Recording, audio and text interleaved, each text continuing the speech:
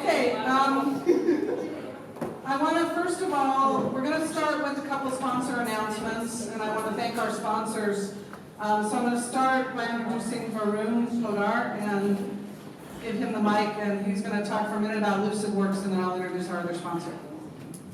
Thank you. I will actually not be talking about Lucidworks, that will be Angie, but I just wanted to say hi, and I wanted to thank everyone for showing up. We are very excited, and we are very happy that you guys are here. And Angie, well, I'm a customer success manager on our team. I manage the Northeastern Territory, and we have Angie K, who's going to do the presentation today. She's a customer success director managing the West Coast. So over to you, Angie. Thank you. Also, big thanks to Varun for organizing all this.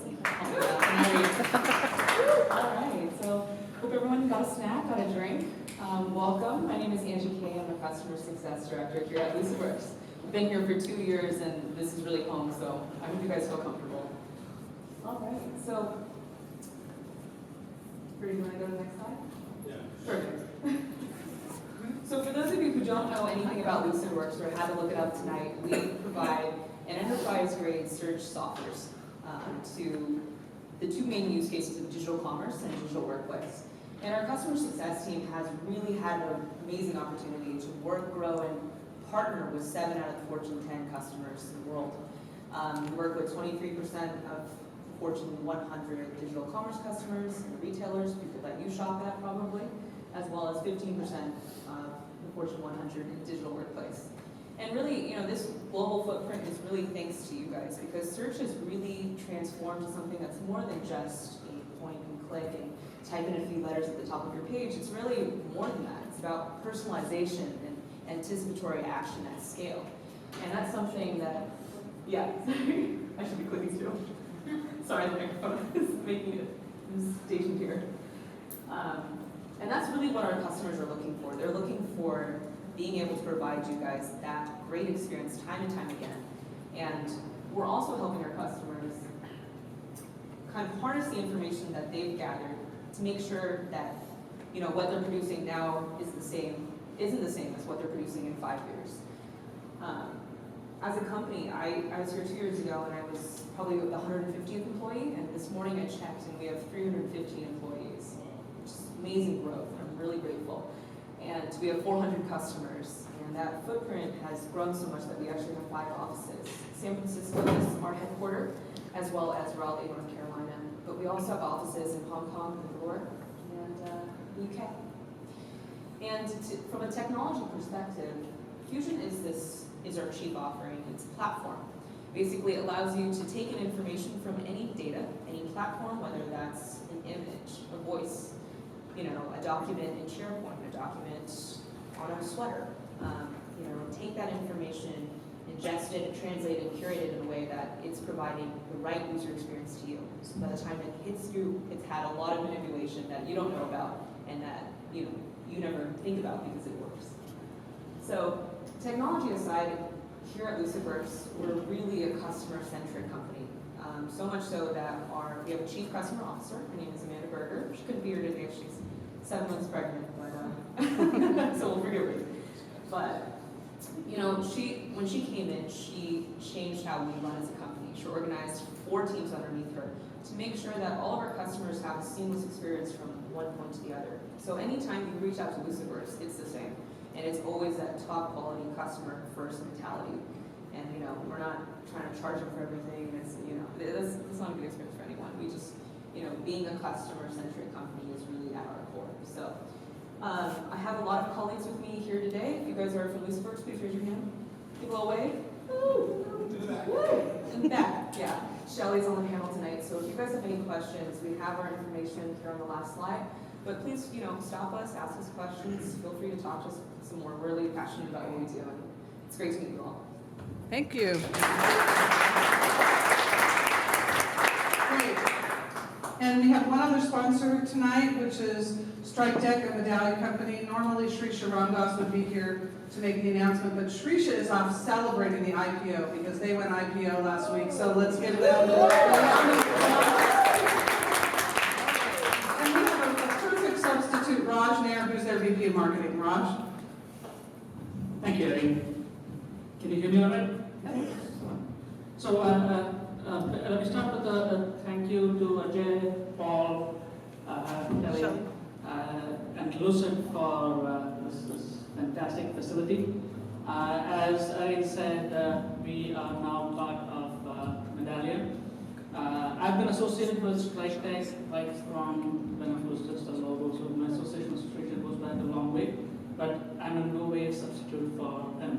But as I said, he's having fun, and I'm having more fun. And so, a quick show of hands, how many of us know about Strikedeck? Oh, there's a lot of us that don't know.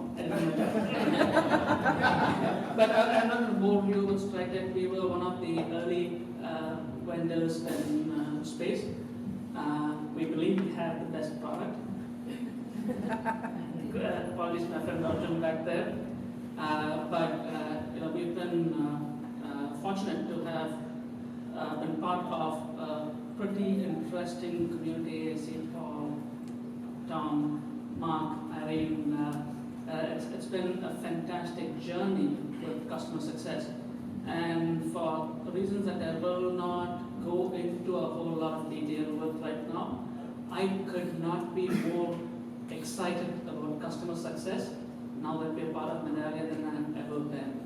And I think we are in pole position, to use a racing metaphor, to actually drive a significant change in how customer success is viewed itself. So I personally could not be more excited, but that's not why we're here. We're here to hear from distinguished panelists. So with that, let me hand the mic back. Thank you, Raj.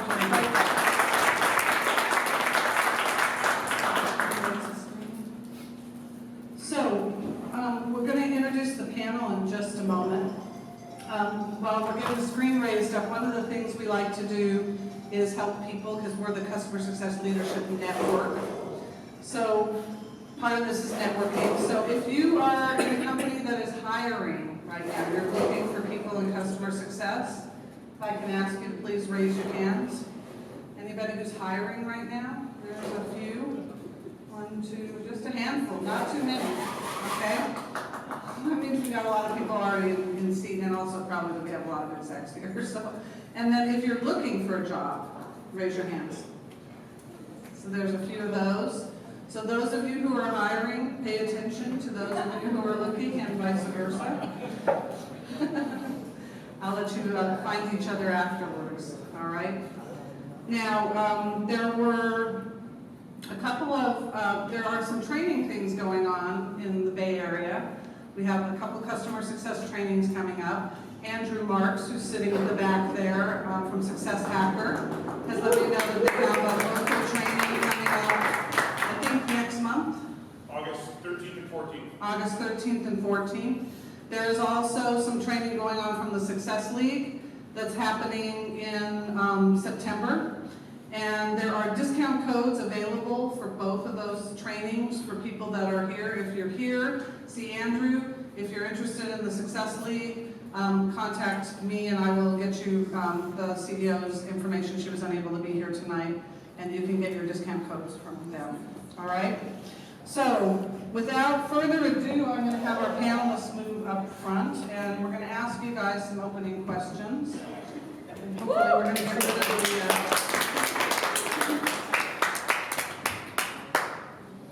the feedback. So we want to know who's in the room, and in order to do that, I would like you to raise your hand if you're a customer success executive to manage a customer success team. So it's about a third of the room, I would say. Good. And of those of you who have your hands up, how many of you are chief customer officers? You should raise your hand. And we got at least one other, okay. And head of customer success, so a few of those. And VP of customer success, a few of those, okay. So we'll get the theme here. The company revenue, how many of you come from companies less than 10 million in revenue, small companies? Okay. And 10 to 100 million. Good. 100 to 500 million. Something. Good. We got at least one.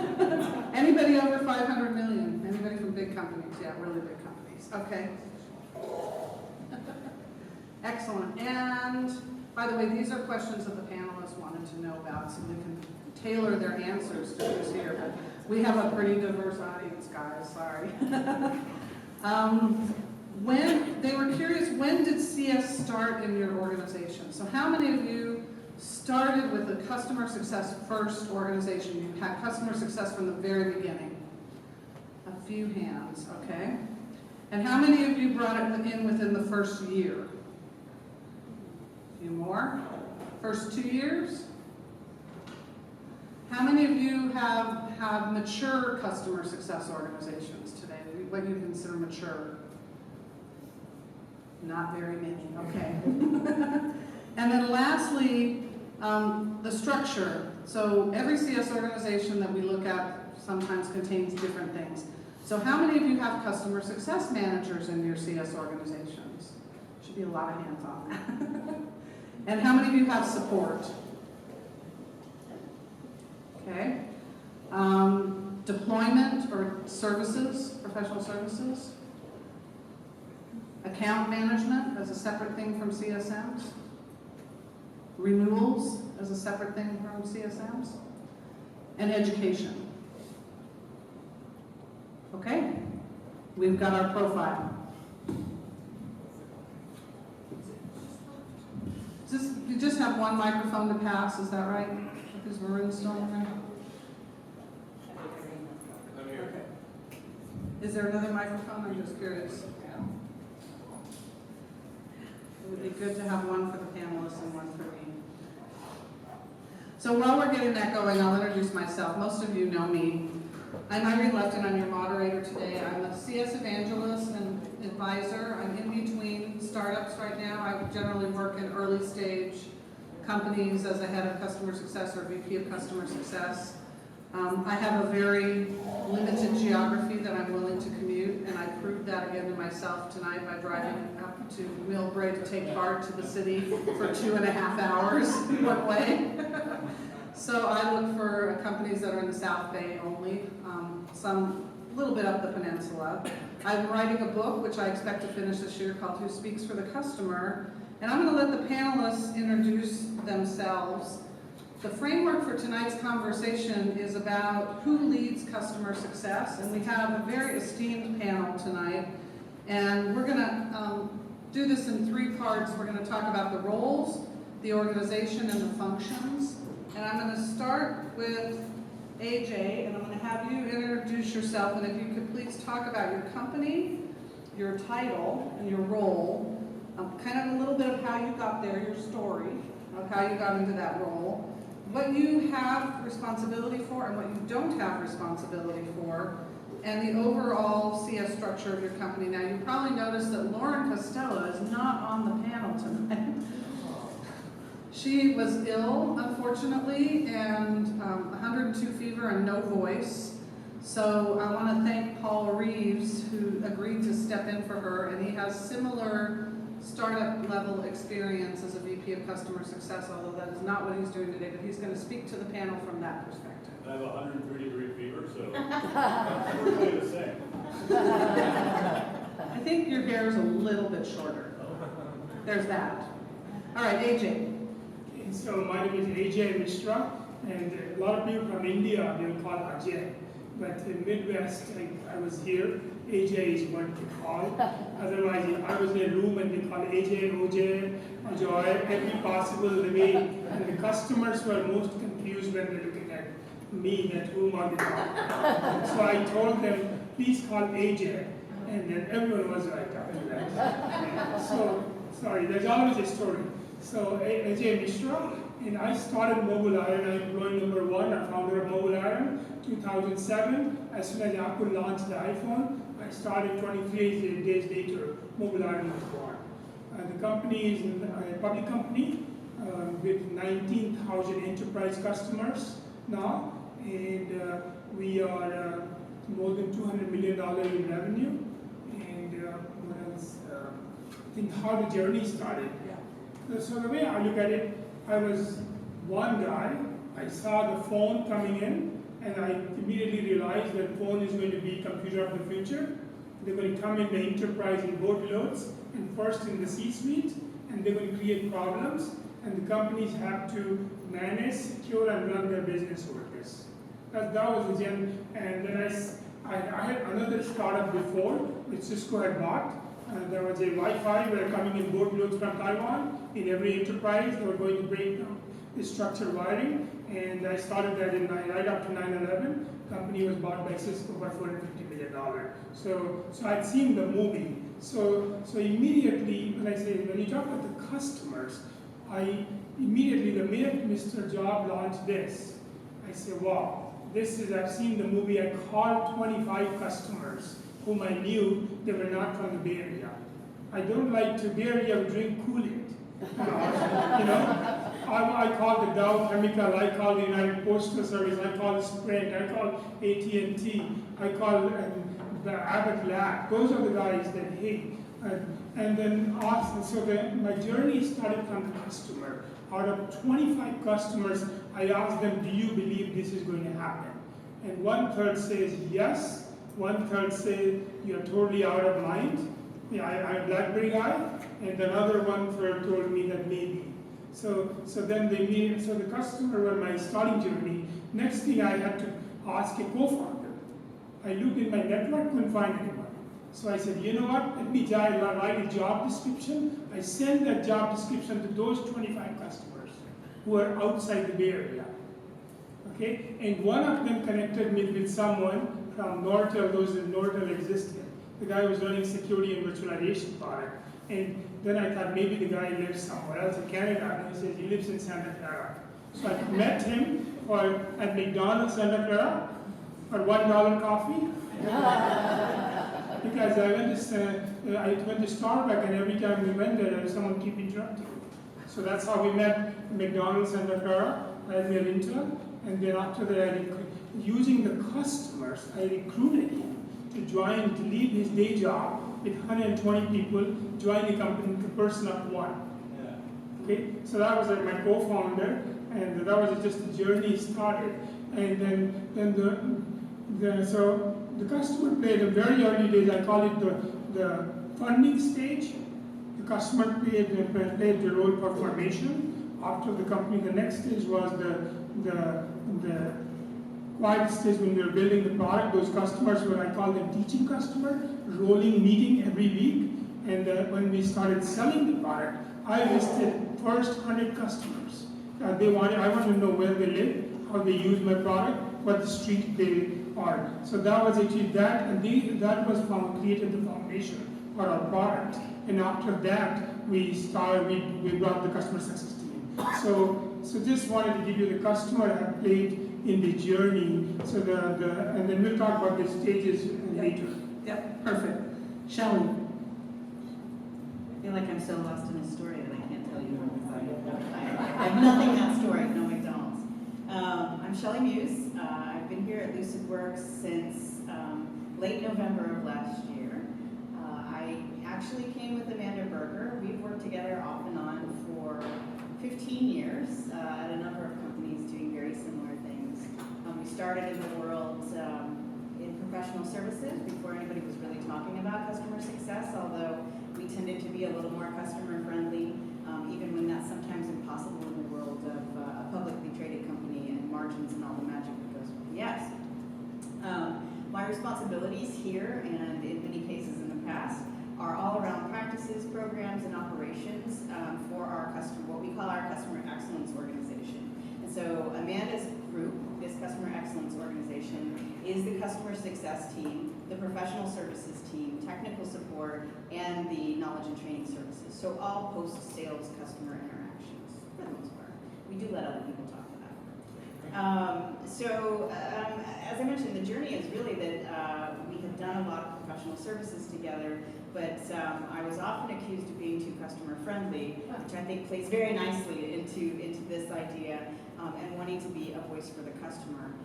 And so this opportunity for us to actually kind of take this customer success organization to the next level was very exciting for both Amanda and I to come in here and partner again and really help move it forward in this maturity world. Lucidworks is sort of, we always call it a late stage startup. I would call it pubescence and adolescence.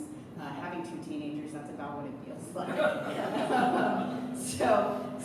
You know, that's kind of where we are. We're moving forward. It's very, very good intentions with the customer success team and the overall organizational desire to serve the customer and have a good customer experience, but not a lot of program and methodology behind it, not a lot of follow-up and things that we could do to actually say, we have a program, we're actually delivering things that people are kind of gaining something from this. So that's where we are.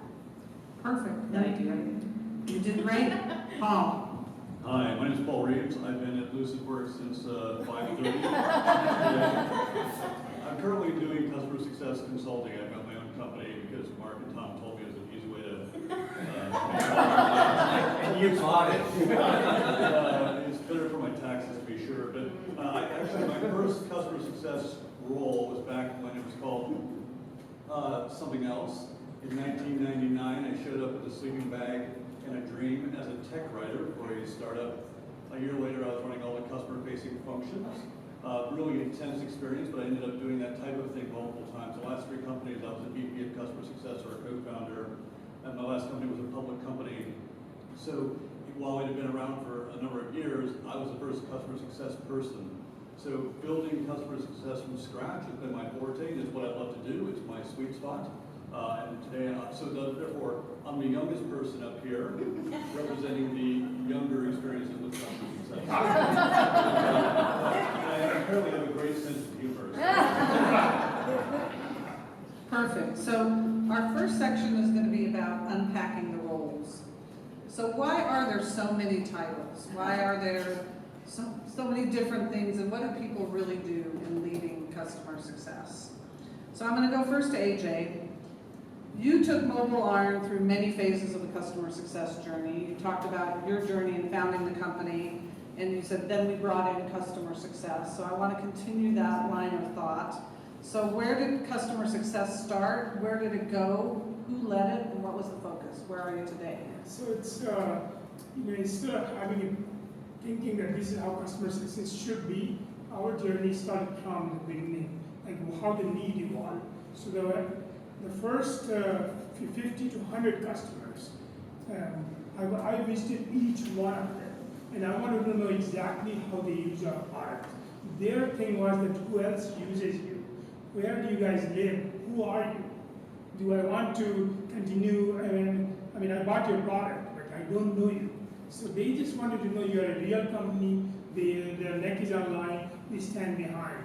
Once we got to the 100 customers, $1 million sales, and 1 million to 10 million, that's again 100 to 1,000 customers. The journey was very different. They are just like we had now. We started selling 2-tier customers, like channel. Channel were my extended sales. So now they needed, the existing customer needed the support. The channel needed to be trained and enabled. And then Geo, immediately came to Geo. Once you could go from 100 to 1,000 customers, it's like all these different Geos started popping up. Languages, how do you speak the time zone? Australia cannot be supported from India here. We need to have someone in Hong Kong. Then after that, immediately when we have a lot more customers, immediately the 4 or 5 functions started coming up. So it's the first one was, of course, the customer support, and this guy who was supporting, he became VP because his organization grew. Education was the second. Renewal, you talked about a little bit here. The customer advocate. A lot of the verticals wanted the customer advocates, especially the banking and the government. And then pretty soon, and then the last one was professional services, because not only today, but the later they needed to do. So these are the 4 stages we went through, and each stage is its own things we have to do to make sure that we become the best customer success organization. And in the maturity stage, I'll say that customer success has become the differentiator versus just the product differentiator. That is that's Gartner actually always mentioned that we have the best customer success. So I just wanted to know that customer journey has been very, very, depending on the phase of the company. Great. So Shelley, you guys are in kind of a growth phase now. And describe the CS leadership structures for Lucidworks and who leads what. Yeah. So I'll do a little history. When we got here, the customer success team fell under the sales team. And to be frank, and this is not a dig on the sales team, but at least we all knew that we needed customer success. But they were a little bit like an administrative renewals team and not really delivering a program around customer success. So, we were winning. The organization as a whole and the executives and everyone bought into needing customer success and putting something behind that and recognized that maybe they weren't doing it in the best way with best practices and industry standards. So they brought in Amanda, who then started to build out the team and kind of change the way things were seen. And I know that in a lot of cases, you'll see there's a customer success, a head of customer success, but also a head of professional services. And we took a different approach and actually combined that because we wanted the regional vice presidents to actually have control, so to speak, of all those resources. So they felt enabled and it felt like a little bit more of a cohesive experience, both for the people who work here as well as the customers in those regions. So we have a vice president for the East and a vice president of West, and then sort of APAC and EMEA fall into those as well. And so all of those customer success people actually roll up to those vice presidents. But then there is a focused professional services director in each region who's responsible for delivery, right? That's kind of their goal, is to make sure things are moving smoothly, they're escalating appropriately, but that consultants have what they need and customers are pretty happy. But that reports into that VP as well. So we kind of continue to have that one nice experience. And that VP owns that business, and that's really what we're going for. We want them to feel empowered, to run a business, to feel confident that they have the resources they need, and then to work together when we actually need to get something else done. Great. Paul? So describe the CS leadership structures you've worked in and who led. Yeah, so I've been very lucky, and of course I've kind of helped make this luck, but I've been lucky enough to be born in an era when I was able to report to the CEO. I was a co-founder of Lucidworks. I was hired as VP of customer success in other companies to create the function. And so for me, that's a starting requirement. So I own all post-sales functions. And for me, in an early stage startup, that's exactly the recipe you want. You want an early leader who works with a matrix team. If it's a technical platform, which I usually, ZenDrive is very technical, TalkBox is very technical. I work with people who may not have been customer success people, but are engineers or people who are able to do that kind of support. And then I build out all the functions from sales engineering, if it's an early stage company that won't have sales engineering because it's too young. I have sales engineering, professional services, customer success, account management, support, and training. But I don't hire different people for those roles because that would be crazy. I hire super smart people who have superpowers, who are really good in one or two areas, like maybe technically, if it's a technical domain, they're really good in that, but then are probably good with customers and good with project management. So, and in general, the biggest mistake I see today when I'm working with customers and when we're talking about how to start their path, they've already made serious mistakes. I don't know if say it's serious to them, but they already hired some support person, or they started to build out. One guy told me, he goes, yeah, we started customer success, I hired a CSM, and we're on our way. I mean, I'm sure the guy showed up with cookies the first day, and he hasn't done anything, but I think we're on our way. So one of the things that I think I've been fortunate to be able to do is work with CEO to define a strategy and then build it out. But the key to that is hiring people who can be builders and leaders and grow into those leadership positions. And depending on the company, the roles vary. It could be a technical account manager at first, or someone who's doing pre-sales support, but it's always, what do we need to do to deliver value and what roles are required? And then I have owned all those roles. Great. So, AJ, this question's just for you.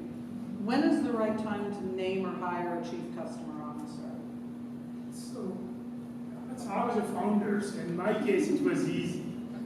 Okay, but I think You get to pick your own title. C-suite needs a chief customer officer as soon as they can, and the two reasons you need it. One of them is that there's every quarter there's deals happening, and the deals always have, these are the top 20 deals you have to close. Each one of them has a customer success component of it. So that person, we are working towards revenue. We want to make sure we meet the numbers, and we work with it's really good that sales and customer success, as well as the CEO recognize and the culture recognize. That's one piece. The other piece is happening every week when there is at the same time. We're looking at that these are the P1 bugs. We want to make sure that we review at the CEO level, and that creates a culture of making sure that we are just paying attention to the customer. And the third one, which a lot of customers, we are lucky that Bay Area, they come here for whatever reason. And I always encourage them, come in the afternoon, come in the evening if you only come for the family, visit us, and just have a lunch and learn. A lot of them actually came to see where we live, what we do, where we build, and how the sausage is made. So that was really, really important. So let me see, I'll answer your question. Yeah, so the right time to name it, so it sounds like early as possible. As early in the head of customer success, if you have to bring I call it like generals. You need an army. Most of the army, you need a structure, like a general, which is the army have to move. And then you got special operation. So we start as a company. I started customer success, it's become part of this special operation. But very soon when you have more than $1 million revenue, then they are 100 customer and onward, they expect you to have a structure. And then as it grows higher, like when you have 5,000 customers, the structure is very different. Even the customer, when they make a call, they want to make sure they talk to the same team which knows their product, not starting from scratch. So it's very different needs. So to answer your question, it's very, like once you get to $1 million, that's when you need to start getting the structure, 100 customers. Okay, perfect. 100 customers, $1 million.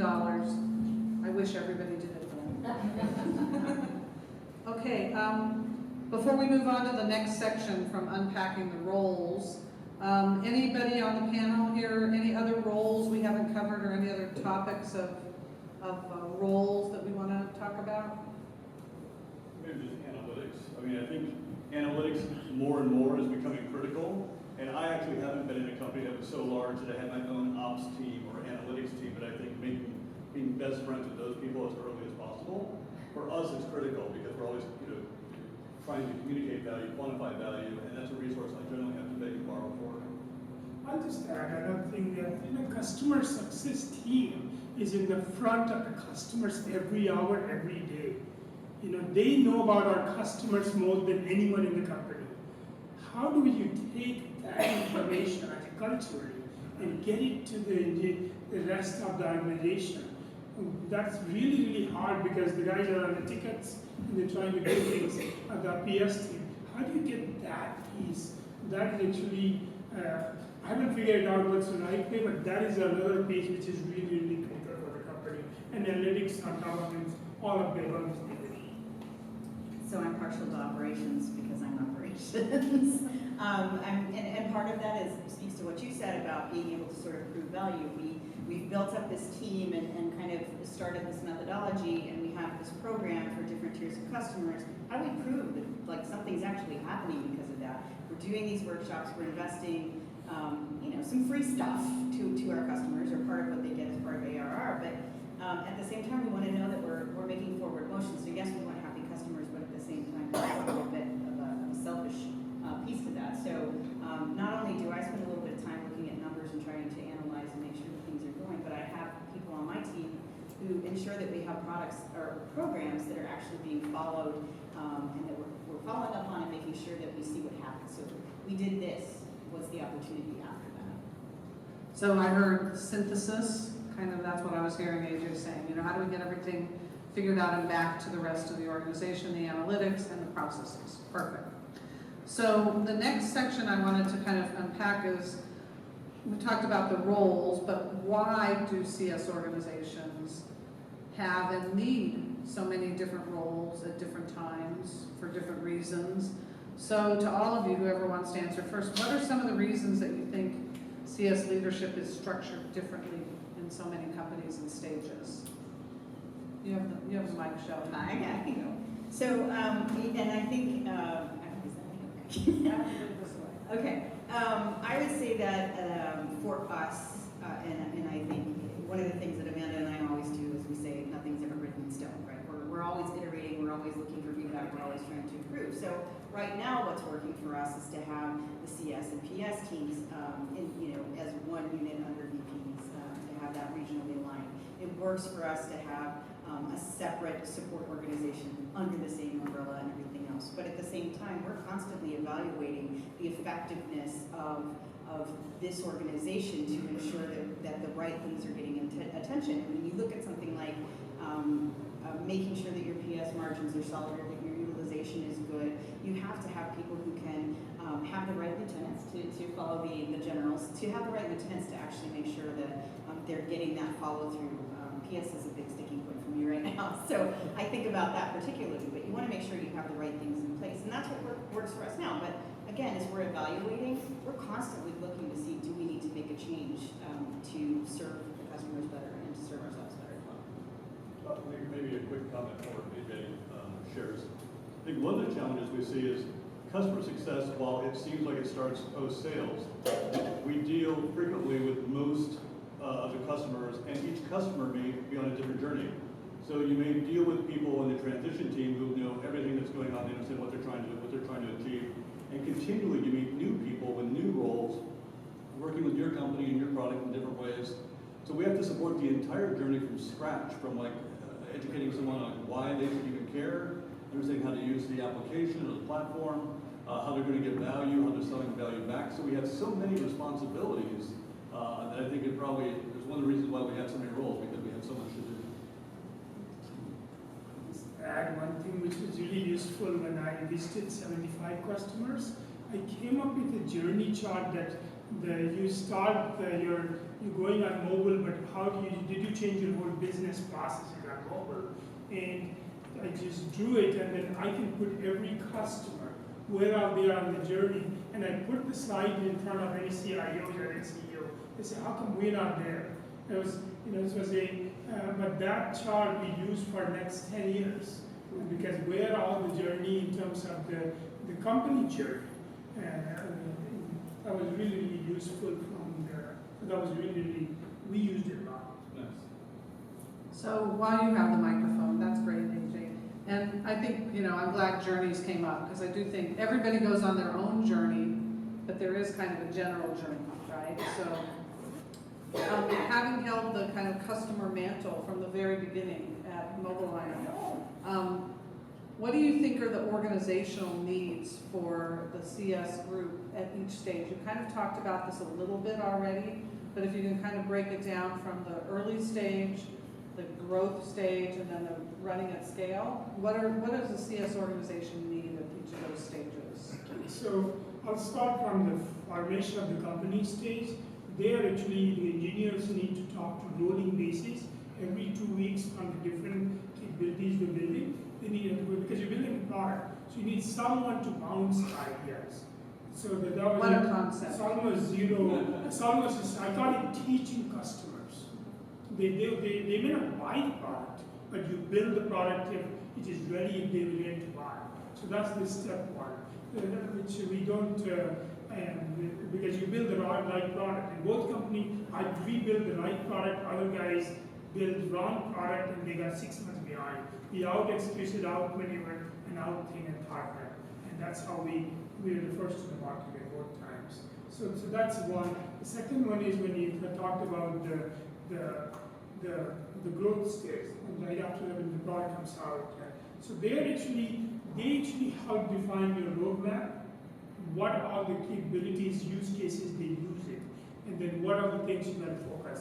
So that was it, as well as the supporting the customer success team. So that was the second one, which the product became red. At the same time, customer success team learned how they're using the deployment issues, all of that, and then after that, the hyper growth, and there we had to bring all the tools. The tools are really important at that time. All the tools had to come in, and then customer success, I think you guys touched on it, but it comes down to again the 5 or 6 P's. One of them is support. Other one is customer advocacy, post-account management. We talked about operations and PS survey to all these, there has to be operation. Then you have the professional services, and that was really, really important. Education, and education has to work on the phone. Because a lot of my customer, they got on the train in Europe, and there is no coverage. They want that to download and listen. And you're the channel partners. They don't have connectivity, and then the language. So all these five, and the renewal is the other piece. We have to get the tool, because if you wait for a year to reach out to customer, it's too late. You got to know with a very early warning, and then make sure you can do something about it.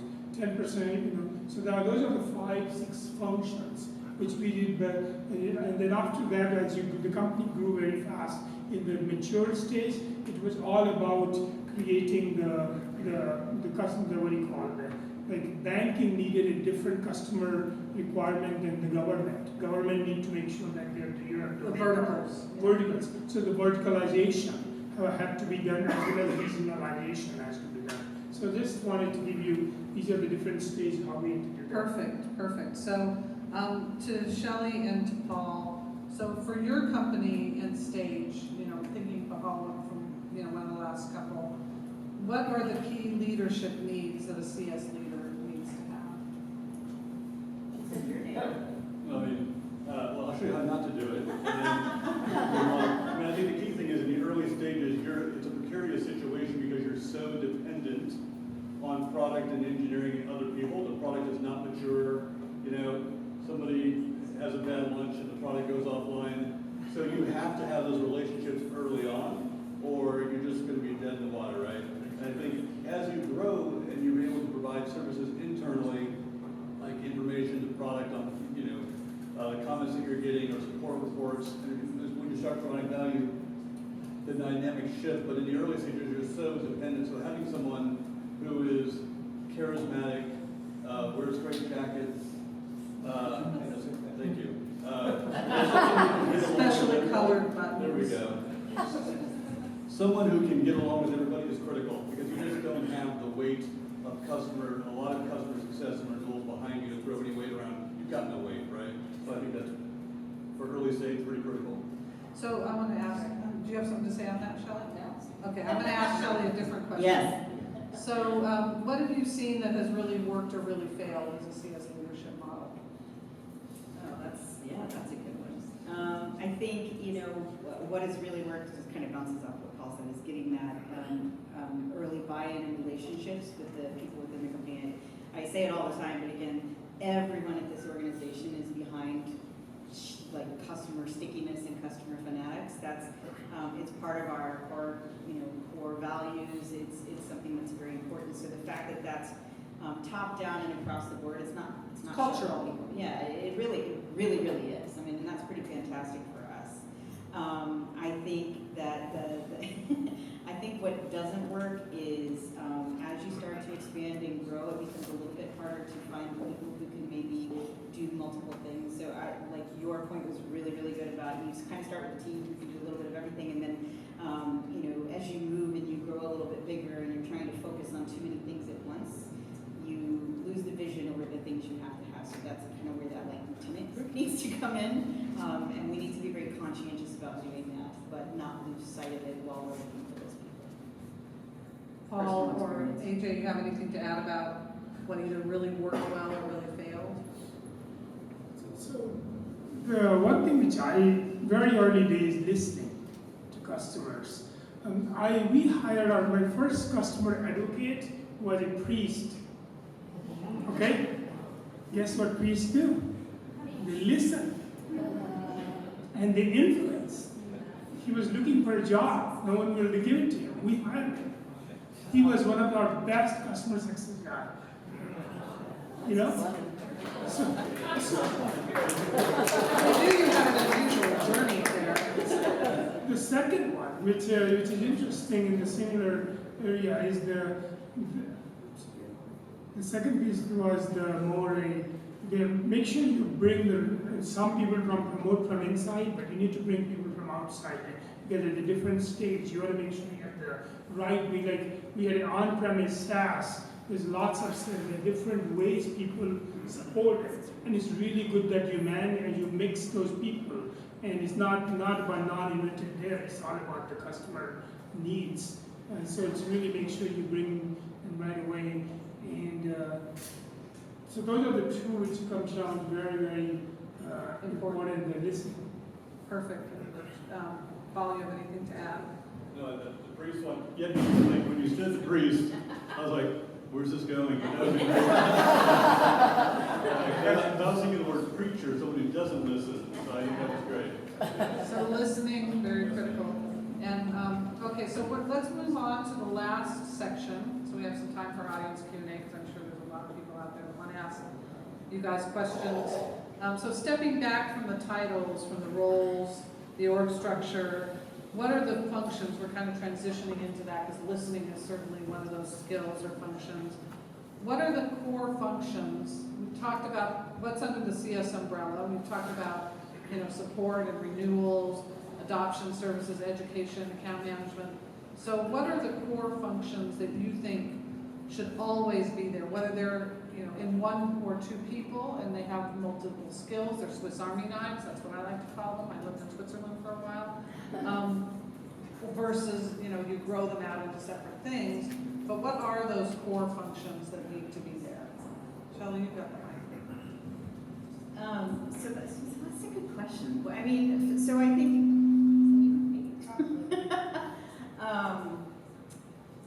that's a really good one. So I think what's really most important that we're finding is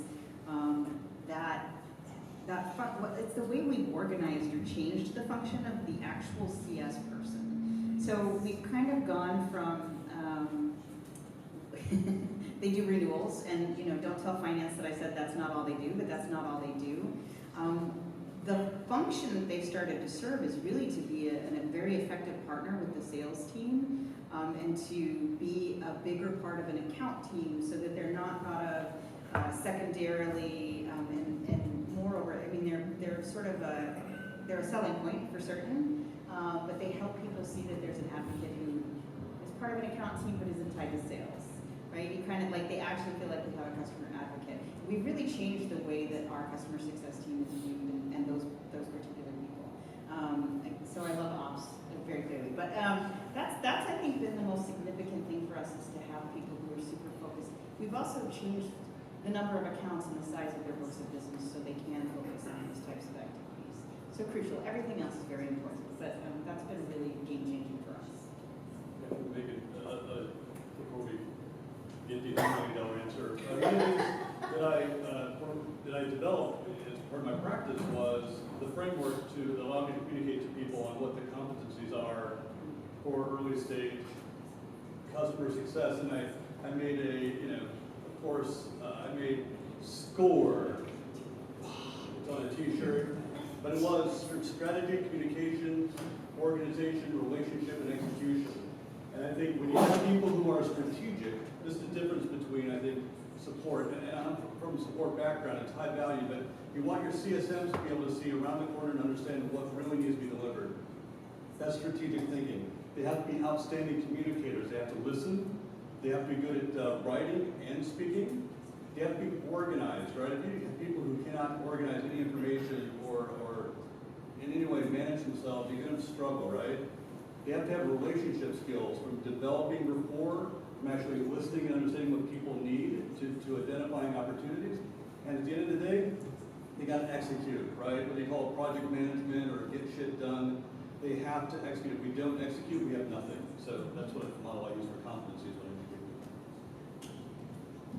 So all that the sales and the customer success often is closed. I mean, we work close, but it's really important that customer success team also wants to be close with the product. And they work together, but actually what we did, a lot of customer success team members want to be an SC, they want to be the product manager, they want to grow the career, and don't just hold them back in your group. Let them go and they become your biggest champion on the other side of the company. So we have one of our product managers used to be a support guy.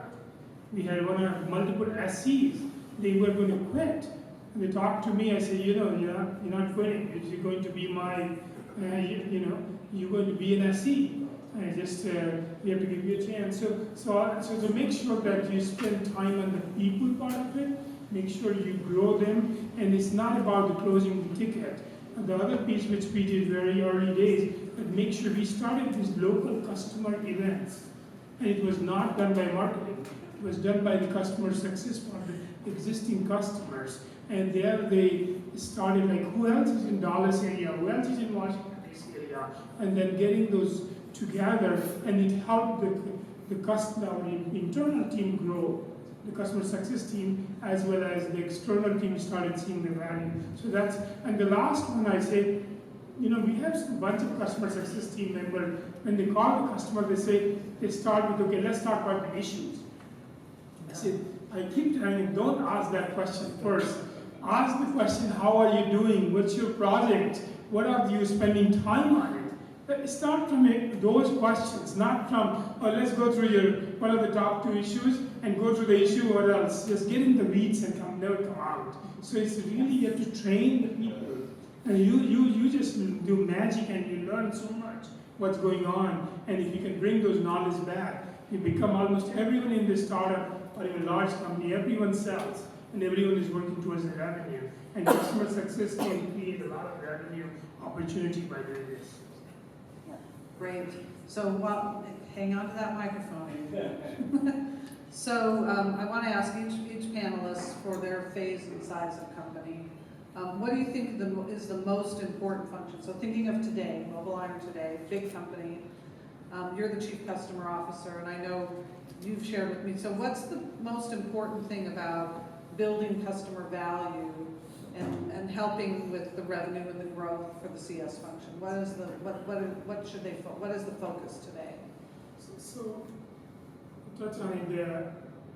When the company matures, the product matures, the customer success becomes your weapon to be differentiated. A lot of customers, they can always go to the big company, but they come back to you because they know that you are there. And it's a lot of people, even in our case, the Gartner looks at 3 positive things. They always say 3, customer success is one.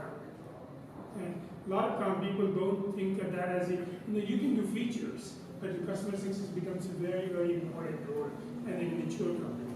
The second, that's a mature, different growth stage of the growth. So we have 19,000 customers, $200 million plus revenue right now. So that's one piece. The other piece is that you got to start, I think we touched on it, start verticalizing in domain. It's really, really important because then what you're doing is creating again the barrier. The customer success becomes your weapon to create a barrier for all the other guys. The tourists will not come in your space. Okay? And, so that's the second one. And the third one is the SaaS is very different. Bring all these people with some of the greatest SaaS company in the companies which were more coming from on-prem, and make sure that you really bring your team up to that space. Otherwise, it's like in SaaS company always selling. So it's really, really important that we do this. All 3 are important as we go to the next couple of months. Okay. Shelley, for the companies in the middle. So for the companies in the middle, I think what we've started to do is focus more on, so as we move out of not being just renewals people, focusing on what programs we can implement that help our customers move forward. So it's one thing to say that the journey is to get them live and into production and then walk away. This is about helping them mature both technically and through their business objectives, and making sure that we're helping them on a path to actually keep moving forward on the maturity model and continuing to see success sort of above and beyond, just going live or whatever that initial engagement was we had with them. Now we're starting to say, well, let's have an assessment. Let's talk about where you are, and let's talk about your goals. And now let's talk about how to get there together. And doing quarterly business reviews with them to talk about, what's the progress that you've made. So even if we're not engaged with like some type of advisory program or something like that, we're still engaged to ask them, are you moving forward? you told me this 3 months ago, is that where you're still going? How's that looking? Where do you need assistance? So that's really been a focus for us, and it's helped, and it is definitely driving revenue. And for the early stage small companies, Paul? I mean, it's obvious we have to make the earliest stage customers successful, right? We've got no hope. But one of the things I emphasize is that at the earliest stage company, customer success is an extension of the product engineering and marketing team. We are data collectors. We're constantly learning from our conversations. We're capturing it. One first thing I do is create an object in my CRM called the wins. We look for quotes, feedback, anything that will help us validate whether or not the hypothesis, but that's what the product is, right? One of these wonderful sessions, we had a VC talk about the problem market fit, right? Do you have it? And in an early stage company, you do not know. So the product team should be asking you, and you as a customer success team should continually be validating that that release, that feature, this solution is appropriate and being effective. So of course we're going to make the earliest customer successful, but one of the key things is data collection and validating. Great. So I want to be able to take some questions from the audience. Are there questions from the audience? In the gray shirt, yes. Hi, what are your thoughts about CS working with implementation partners? Does it work? Any other ways for them to be successful? How do we convey our message to our customers with the implementation partners? So to repeat the question, how does CS work with implementation partners? How does it work? How do we convey our message through a channel, basically? Yes. I'll go quickly. And then I'm sure AJ has some things to So say on that, too. I think that's an awesome question because it's a pain point for me, and it depends on which partner we're talking about. And so I think one of the things we've been discussing is whether or not we have a customer success person who's specifically focused on partners, because we're not really quite sure how to navigate that. So we have some partners that work very well with us, it's almost seamless, very, very much engaged, and we have others who it's just a little bit more challenging to dig into, and we're still kind of navigating those waters and trying to figure out what's a good fit without sort of suddenly giving up a bunch of free CS stuff to a partner who, should be doing some investment of their own. So the partner is the whole different. I mean, you have to nurture the partner. They're basically your other kid. Okay? You can't think of them and partner as a separate organization and are different. You have to enable, you have to share, you have to return the call right away. They're kind of extended, and once they're enabled, they do magic for you. Pretty much all directions, and they can scale you faster than any other ways. So it's really, really important that when very early days, when I started, the company started, I used to have the bi-weekly sales call to enable sales. Tuesday, Thursday, Wednesday, Friday, I used to have channel partner calls. So exact same information I share and with the early days. So it's, again, that was a very early, later we built lots of tools and technology and other way to enable it. And then, and also make sure that you share the revenue with them. Because otherwise it just, sometimes intentions we can do a better job than partners, but that's not the mindset you go. If you think about it, you can enable them. They can do one, it's like 10x return versus just you hiring another 2 people. So just something to think about as you're looking at the scaling the company, especially when you have 100 international, the language, you can't speak the languages, you can't support all of them. In some cases, that's how they buy the product. Companies come and go, the partner stays there. Yeah, just to add to that, from my own channel experience, I have a fair amount of that.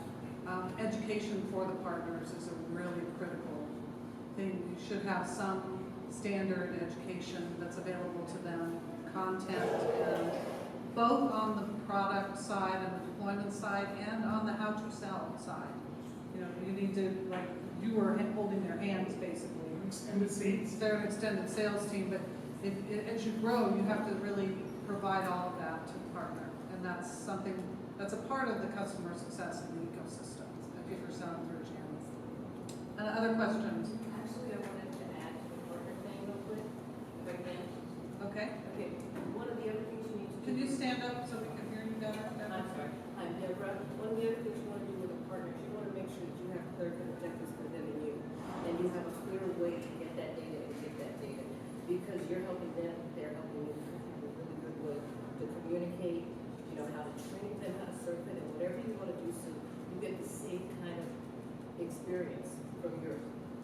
versus duplicate yourself, because there are mistakes you have to expect. Appreciate it. Other questions? Yes? I'm curious, as a really small startup, how you know when to actually clarify your roles and start splitting them up. And to give you a precise example, when we're doing sales, we're not going to be able to hire for 3 to 6 months. We have 2 people, we're debating, should one be an account manager and one a CSM and cover 100% of the customers? Or really make that a combined role for now where the goals be a little more fuzzy, but you can share the level a little more. So how do you know when to split into very distinct roles? Paul, you want to take that? Yeah, I mean, I think one of the things that I like to use Jira and things like Jira. I like to quantify what people are actually doing and where they're spending time is one thing, right? So I actually, to the extent I can, know where we're spending time so we can actually say, it doesn't feel like we're spending 100 hours, we're actually spending 100 hours on this. And then from there it's like, should we be spending that amount of time? Do the people we have like doing that? What do the people we like, that we have like to do? To the extent you bring in builders, you know they're going to grow in certain areas. One guy I brought in was a sales engineer at Box who was fantastic. He did technical account management. He did not like that. It became very obvious, not because, that just didn't make him excited. There was a natural inflection point where we had enough work in the sales engineering, part for him to actually, for us to justify that, because we said he's spending this much time doing that. Do we want to do that? So I think having data, I just said data. Data-informed decisions is probably one of the areas, but also the people that you have working for you, like what works for them. I haven't been in situations where we just had to hire out brand new teams of people, because I haven't been in a place we grew that rapidly, but it's been pretty obvious solutions. Does anyone else want to add anything on that? My only 2 cents is I would do it as soon as you can, only because I like to have the CS person be not affiliated with sales, because I want the customer to think there's somebody who's not doing that to them. My 2 cents. Well, we heard AJ say earlier, you want to have that customer success in very, very early in the company. So if you're having challenges justifying it, then that's where you need to focus. And I think Paul hit the nail on the head when he was talking about data with that. I'll just add, very early days, I was the sales guy. The initial brought 20 beta customers. They were not the teaching customer, often they were different. My customer success guy was my SE, because I wanted to make sure, and there was no SE at that time. We didn't even have sales. So he grew out of that and ran the customer success, and then we had the sales and we had the SE. So that's what we did. And of course that he became a VP of customer success later. And he was really, really a good guy. And he basically grew and scale. So that's what we did.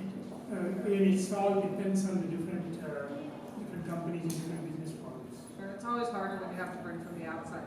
Yes, question in the black shirt. Yeah, thank you. I was wondering when it comes to catching red flags, what metrics would you use? Also, what are the most important ones? How can you automate it? And I would also like to know how do you best utilize your CRM versus your CS tool? Okay, that's a lot of questions. Red flags, how do you catch and manage those, and how do you integrate your CSM and your CRM tools? That kind of summarize it, sort of? Yeah, for example, certain metrics, trigger certain things that alert people, because you said if you go from 100 to 1,000 customers, at some point you need to have automated processes that tell you this is at risk. Yeah. So AJ, why don't you talk about, you did the So automation. we use the Salesforce for at least because from channel, from the sales side, from the engineering side, and then later that's what we use for external, and then later we use Jira when we translate it out. But so earlier we had multiple tools, but Salesforce is what we have been using, and on top of that we have the other tools which all built on the same platform. That's what we have done. Now, are we ideal? It's a bit depending on the need and depending on the new chief coming. There's always the different tools they want. But it's a Salesforce is what we have figured out that at least the baseline and then a bunch of other tools evolve on top of it. Yeah, and I think for the red flags, you have to have mapped your customer journey. I think that's the really critical part to know what the red flags are. If you do the right job of mapping your journey, you understand the friction points. Every one of those friction points is a red flag for a customer that might or might not be. So if you don't have your customer journey mapped out and you aren't aware of where your customers are, like you said, you could talk to every customer and know exactly where they were on the journey. So how they were going to use your product and all of that. That's going to be, if you don't know that, any tool at all isn't going to help you because you're going to automate something that you don't know already. I repointed them to last month's. Yeah, there's a video from last month's event where we actually addressed a lot of this. It's on the meetup group, I think. It's posted on last month's meetup. We talked about the technology at that event. I'll just add one more thing. Customers, things will happen. A crash, whatever it is. Customer want to make sure how fast do you fix it and what are you going to do about it. So when they call me, I take the damn call and then make sure that I return them and I'm on those emails to making sure that their neck is on my line, my neck is on the line. That's really, really important. And it's not, they're not expecting it. How fast you understand their pain and how do you fix it. And as long as you do that, the red flags maybe today but not tomorrow. Other questions? I can't see way over there. Are there any questions way over there? No, okay. Can I ask one quick question? You certainly can, Amelia. Thank you. I'm just curious, what is your take? Do you see a similar trend that I'm seeing that CSMs are expected to be more technical than perhaps even just a few years ago, where I'm seeing a lot of job descriptions with clients I'm working with that you have to be technical or at least have some experience with technology, not just, yes, I can use it, but have more tech ability than in the past.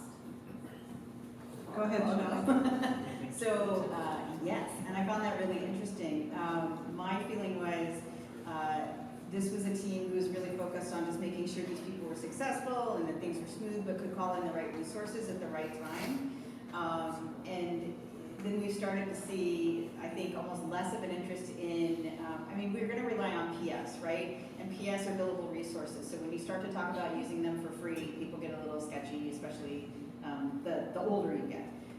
So we're starting to get this impression that, they think that the CS people can answer it, or internally they want us to use CS people and not PS resources to do that. So I have seen it, but it's interesting because it's not what we were hiring, and it's not necessarily, in my mind, the same skill set, right? Because you're looking for somebody who has incredible soft skills, but may also be technical, which can sometimes be a rainbow unicorn.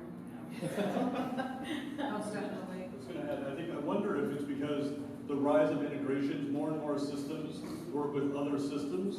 So even using UI, you can have different systems talk, but you need to understand the underlying basics of the concepts. So I think it helps to have people who understand more about the technology, because if we naturally get into those conversations, then it sucks when you have to say, oh, I don't know, right? So go ahead. I'll just add it. I don't like to hire people who are just router. There has to be an aptitude to learn and do some basic thing. And just like any tool you get, you learn certain things. If you always just a router, just taking a lesson, then it doesn't work very well. I'll just tell you, this is a personal priest. He was a great listener, but he learned technology. And that doesn't mean he started coding, but he learned and he actually understood. So I'm just giving you that it's really, really important that as the company goes on early, you have to show the aptitude to learn. I see you, Kate, you're next. My answer to you, Amelia, is that I think I would wonder what stage these companies are with regard to their customer success teams. Because if they're just starting a customer success team, or they're introducing a customer success team into maybe an on-prem type organization that just moved to subscription or something like that, then they're going to have a natural unconscious bias towards subject matter expertise. And I think maybe, using some of the stories from here tonight, you might be able to bend them a little bit, because I tend to agree that I think that generalists are better for customer success, and they have to be enough of a project leader to be able to rally in a team. Kate, you have a question? Yeah, thanks, Irene. So my question is, I think you both started touching on the extension of what Amelia just said. Because Paul mentioned that, like earlier, about implementation skills for CSM. And actually, I work with Bill down in the front row there. And we had this conversation this afternoon down where we work. And it was like, he asked me, do you think you should separate, if we have technical people like 10 type skills, that we should be bringing them through the whole post-sales journey to do adoption and drive value into the customer. And to the audience, I live in London, so we do things like, we don't have the same experience like you guys get here. And I said, well, my experience, and I've only got one case study to say this, is I think they should be separate because you have different stakeholders. And when you start tracking someone down a technical route, it's almost like jack of, like in the English phrase, jack of all trades, master of none, and that you risk your implementation, not only your implementation consultant, but the customer success route, being viewed as, like you were said, Irene, a generalist in the organisation and not being able to deliver true value. And even if you got, like, my view is to split up those roles to create value, but I'm really interested to hear if that you guys think that technical CSM should cover the entire post-sale journey for the customer, or you're only interested in the onboarding and the technical rollout, and you change into another, like either you take it to the customer or another role. Like, what do you think? Does that make sense as a question? Yeah, I understand the question. Do you want me to kind of rephrase it a little bit? So the question is kind of, what do you do? Should the technical account manager that people are asking for, the specialists who have that, be the one to orchestrate the entire post-sale journey, or should you have more generalists and specific people for different parts of it, like deployment and things like that? So does that kind of capture the question, Kate? Yeah. What do you guys think about that? Shelley, you might. So, well, and that's an interesting question. So when we first got here, there were 2 people on the CS team who were technical, that they were technically focused. And so, but what they ended up doing was a whole lot of free work. So it was sort of the de facto, oh, we just need an hour here, we just need an hour there, and it turned into really doing things that we should have been doing from a professional services perspective.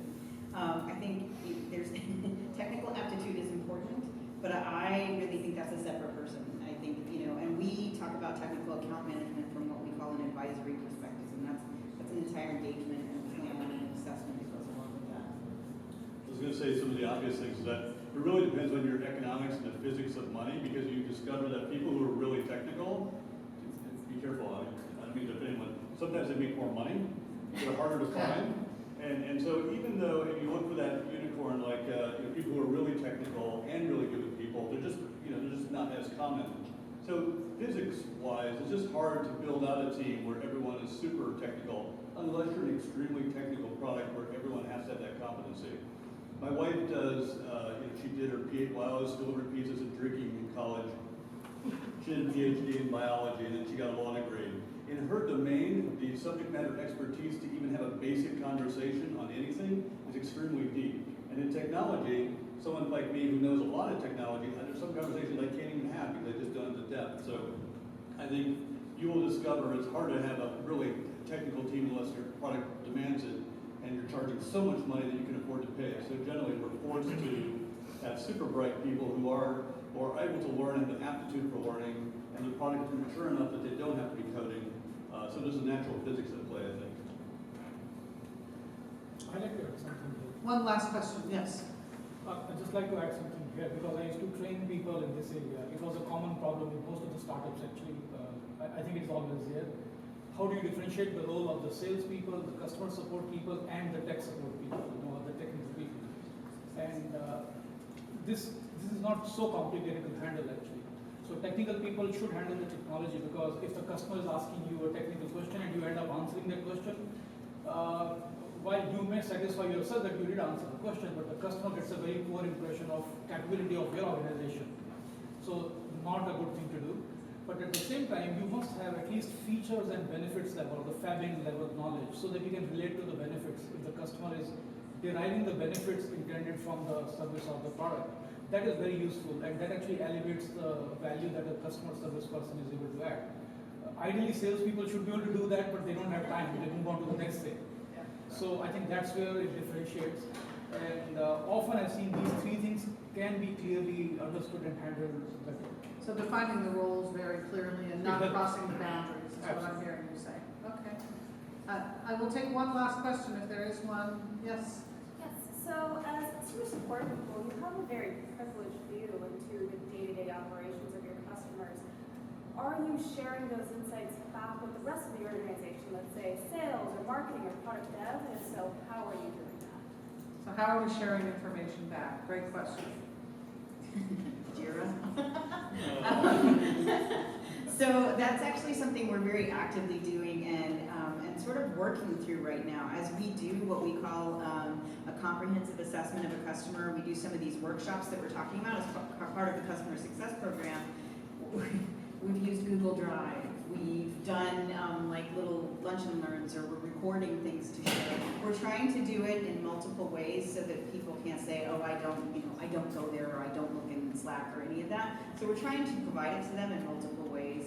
And during, we do quarterly all hands, and we're trying to share at least high level at that point and point them to the extra stuff later. When it's something really specific for engineering, we're very, very direct with engineering to make sure they know and product knows what we're doing, what we're talking about. So it's one of the most important things you do is providing value internally, is learning, right? I talked about data collection. I remember one guy said to me, or the panelist, we were talking, he goes, I'm in support, and like product engineering, and you don't want to talk to us, and it sucks. I was like, what are you doing for them? When you start publishing reports, like if you're using Zendesk, every week you can have a report that says, what are the most common questions per component of the product? When you start sharing that information, suddenly they want to be your best friend. When you start synthesizing it, and you start packaging it with other observations, and you're providing those services, people will want you. You have to share that information. It's one of the key roles that you serve. Have anything to add, Adrian? It's the same. It's, don't work in silo. Yeah. Okay? You have to reach out and let them know a story about a customer. Even today you had a call and whatever. I mean, you reach out and but don't work it as though your work is over just because you documented it in Jira. And you have to constantly sell not yourself, but as a organization, as a manager level, at every level. You have to make sure that it's constantly selling as either all hands, or make sure you embed yourself in all those meetings to make sure the product is built to troubleshoot. It's not afterthought. So you have to embed yourself and let sometimes actually get the engineers and rotate them to customer success if you can. So let them feel the pain and they'll quote the thing right away. So all those takes the support from the executives to make sure we all fight. We are going towards the revenue and to be the great company towards the customer, and we want to be the company where customer wants to come to be a business partner. So I'm going to do one lightning round question to end. So I'm going to start with Paul. So we've discussed all the roles, orgs, functions. What's one important point that you want to leave this audience with about how to structure CS leadership? What's the most important thing in your mind? Well, I think it's critical that you report as high up in the organization as you can, because you're always going to be fighting for resources, particularly, you're always dependent upon the product being available. The people can help you with information, get information. And when two VPs walk into an office, right, the CEO's going to look at the salesperson because it's like, I need new money. So you need to be as high up in the organization as possible so that they know that what you're talking about matters because it's attached to revenue and value. That's the most critical thing. I encourage people to, Did you talk to Lauren? Because that's what she was going to say. Oh yeah? No, that's what I do. I like the seat at the table, so I definitely second the seat at the table emotion. I would say, I tend to think things a little more tactically. Iterate. Nothing you do has to stay that way. It wishy-washy, give it time, evaluate, and feel free to make changes to make a better experience for everybody. And ending on you, AJ. So yeah, so the customer success team has to be seen helping with the revenue, and if you can somehow quantify. Other pieces, a lot of people don't, we charge for customer success. You know, the customer pay for customer advocacy. They pay for PS, they pay, you have to have guts to ask for it. And you have to train your sales team and channel team to ask for it. So start thinking that way, that how do you contribute the revenue of the company? And indirectly or directly, that actually helps a lot. At least what I see in the board, in the X staff is like, what do you do and how does it help? This all comes down to top line. Great. Let's have a big round of applause for our panel.